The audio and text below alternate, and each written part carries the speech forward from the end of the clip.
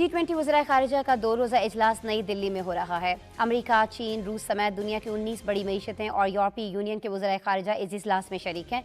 अब जब भारत को इस इजलास की सदारत मिली और सेक्रेटरी ब्लिंकन और जो फॉरेन मिनिस्टर लेवरॉव हैं, उनके दरमियान जब से जंग छिड़ी है, उनके दरमियान कोई बातचीत नहीं हुई, हेलो हाय नहीं हुई, उन्हें हाथ भी नहीं मिलाया, देखा भी नहीं एक दूसरे की तरफ।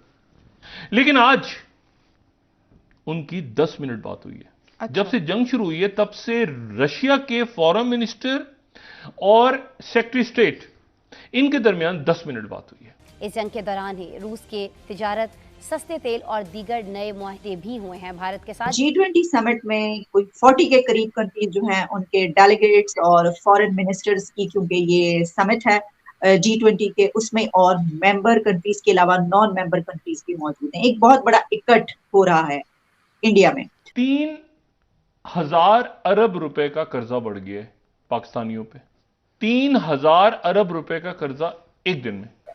फिर हमने ये भी देखा कि उसमें साइडलाइन मीटिंग्स हुई। अच्छा, अब इसमें चाइना भी शामिल है और हमारा बड़ा एक वो, फिर इसमें जो अरब कंट्रीज हमारे बड़े करीबी वो भी शामिल है। पाकिस्तान इसमें शामिल नहीं हुआ। जिसमें बड़ी खबर यह है कि चाइना भी अपने फॉरेन मिनिस्टर को भेज रहा है। पाकिस्तान की अगर बात की जाए, सारे बैठ गए, यानी सेक्रेटरी ब्लिंकन भी हैं, लेवरॉव भी हैं, चाइना के फॉरेन मिनिस्टर भी पहुंचे हुए हैं। हेलो फ्रेंड्स, जय हिंद। हिंदुस्तान स्पेशल में आपका स्वागत है। दोस्तों, भारत में G20 विदेश मंत्रियों की बैठक में कुछ ऐसा हुआ जिसे किसी ने एक्सपेक्ट भी नहीं किया था। यूक्रेन युद्ध के बाद पहली बार अमेरिका और रूस के विदेश मंत्री आमने सामने मिले। अमेरिकी विदेश मंत्री एंटनी ब्लिंकन और रूस के विदेश मंत्री सरगेई लावरोव के बीच बृहस्पतिवार को दिल्ली में संक्षिप्त मुलाकात हुई। यह मुलाकात करीब 10 मिनट तक चली। रूस के एक अधिकारी ने कहा कि ब्लिंकन और लावरोव के बीच G20 विदेश मंत्रियों की बैठक से इत्र संक्षिप्त बातचीत हुई। मीडिया रिपोर्ट्स के मुताबिक अमेरिकी अधिकारियों ने कहा कि ब्लिंकन और लावरोव ने नई दिल्ली में G20 सम्मेलन के मौके पर करीब 10 मिनट तक बातचीत की। यह बातचीत ऐसे समय में हो रही है जब यूक्रेन युद्ध को लेकर अमेरिका ने रूस पर कड़े प्रतिबंध लगाए हैं। एक वरिष्ठ अमेरिकी अधिकारी ने कहा है कि ब्लिंकन ने लावरोव से बातचीत के दौरान 3 प्रमुख बातें कही। अब भारत में कुछ ऐसा हुआ जिसे किसी ने सपने में भी नहीं सोचा था। तो अलग अलग ब्लॉक्स हैं, लेकिन जो अच्छी चीज है वो ये है कि सारे बैठ गए, यानी सेक्रेटरी ब्लिंकन भी हैं, लेवरॉव भी हैं, चाइना के फॉरेन मिनिस्टर भी पहुंचे हुए हैं। और सेक्रेटरी ब्लिंकन और जो फॉरेन मिनिस्टर लेवरॉव हैं, उनके दरमियान जब से जंग छिड़ी है, उनके दरमियान कोई बातचीत नहीं हुई, हेलो हाय नहीं हुई, उन्हें हाथ भी नहीं मिलाया, देखा भी नहीं एक दूसरे की तरफ। लेकिन आज उनकी 10 मिनट बात हुई है। अच्छा। जब से जंग शुरू हुई है तब से रशिया के फॉरेन मिनिस्टर और सेक्रेटरी स्टेट, इनके दरमियान 10 मिनट बात हुई है। ठीक। और 10 मिनट के अंदर एक तो बात हुई है कि वो न्यू स्टार्ट दोबारा शुरू करें आप, वो जो न्यूक्लियर ट्रीटी थी उसको दोबारा स्टार्ट कर दें आप।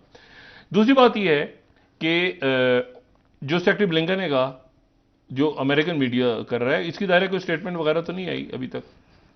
ऐसी मुलाकात हुई है बस 10 मिनट की, और जो अमेरिकन सोर्सेज, दोनों सोर्सेज के अपनी अपनी पोजीशन पे यूक्रेन पे दोनों खड़े हैं। और तीसरी बात यह कि वो एक अमेरिकन जो अभी उनके पास मौजूद है रशिया के पास, वो अमेरिका ने कहा है कि आप उसको छोड़ें। ठीक। तो आज 2.7 या 3, इसको 3 कर लें, 3,000 अरब रुपए का कर्जा बढ़ गया है पाकिस्तानियों पे। 3,000 अरब रुपए का कर्जा एक दिन में, या 3 खरब कर लें इसको।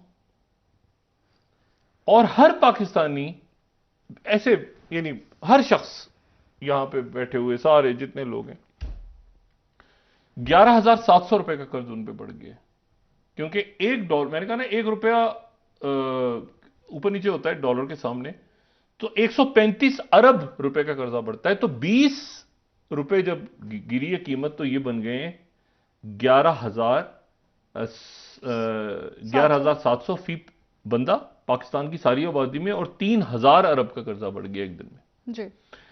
अब ये 3,000 अरब का कर्जा, ये मतलब हो गया कि अब 3,000 अरब आपने मजीद आने वाली आपकी जो नस्लें हैं, आपके जो बच्चे हैं, आपके जो बड़े हैं, ये 3,000 अरब रुपया उन पे मजीद डल गए।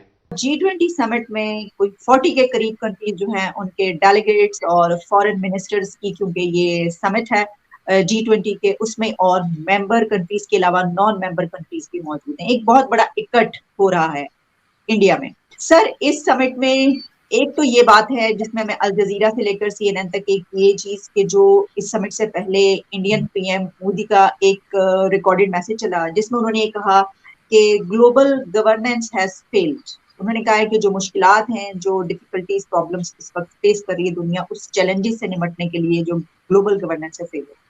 इसी के साथ हमें ये नजर आया कि ये भी कहा गया कि जो G20 में यूक्रेन और रशिया है वो डोमिनेट कर रहे हैं, जाहिर है कि वो जो प्रॉब्लम है वो तो वहीं पर मौजूद है। फिर हमने ये भी देखा कि उसमें साइड लाइन मीटिंग्स हुई। अच्छा, अब इसमें चाइना भी शामिल है और हमारा बड़ा एक वो, फिर इसमें जो अरब कंट्रीज हमारे बड़े करीबी वो भी शामिल है, पाकिस्तान इसमें शामिल नहीं हुआ। सर, मेरा पहला सवाल तो आपसे ये होगा कि आप कितनी सिग्निफिकेंस देख रहे हैं इस टाइमिंग में इस समिट? देखें जी, इन दोनों बातों की बहुत बड़ी सिग्निफिकेंस है।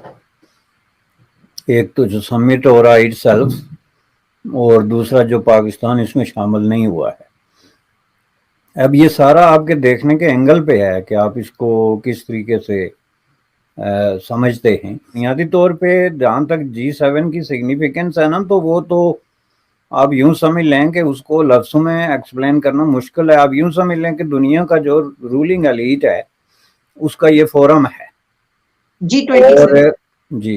और ये फोरम जो है वो आप दुनिया की टोटल जो दौलत है उसका 80% जाहिर है G20 मैंने G7 का सॉरी G20 के साथ जो है वो जुड़ता है।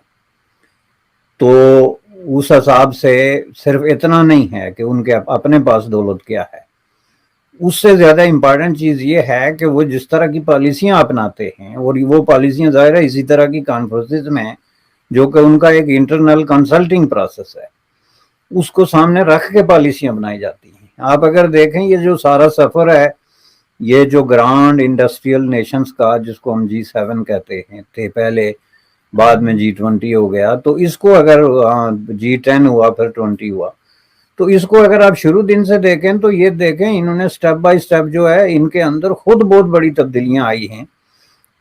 जो इनके शुरू के जो मामलात थे उसमें और आज के जो इनका आइन और मंशूर है जो ख्यालात हैं उनमें जो है वो बहुत बड़ा फ़र्क है। तो बुनियादी तौर पे ये जो इस तरह के इजलास होते हैं ये एक कंसल्टिंग प्रोसेस होता है जिससे ये सीखते हैं और उसमें अपनी पॉलिसियों पे नज़रसानी करते हैं या ऐसी पॉलिसियाँ बनाते हैं जो इनफैक्ट पूरी दुनिया को मुतासर करते हैं। दुनिया का कोई मुल्क इनके असरात से बाहर नहीं निकल सकता। अब ये पॉइंट आप नोट करें क्योंकि ये बड़ा इंपॉर्टेंट है, इसका पाकिस्तान से ताल्लुक है।